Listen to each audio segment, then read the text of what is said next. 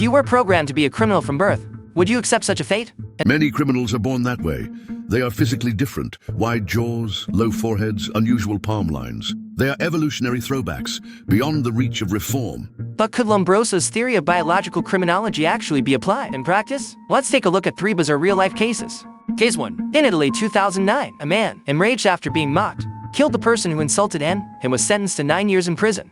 His lawyer appealed, arguing that the defendant had an MAOA gene mutation that made it impossible for him to control his violent impulses. The appellate court partially accepted this argument and reduced his sentence by 1 year. Case 2. In the U.S., a man had a troubled relationship with his wife. One day, he killed both her and her friend. His defense attorney claimed that he suffered from an MAOA gene abnormality, meaning he was controlled by his genes. As a result, the court reduced the charge from first-degree to second-degree murder, giving him a lighter sentence.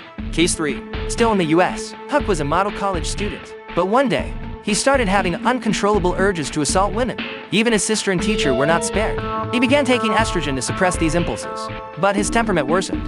One day, during a counseling session, he stabbed his therapist. His lawyer argued that he had an XYY chromosome abnormality, claiming that both Huck and his grandfather were victims of their DNA.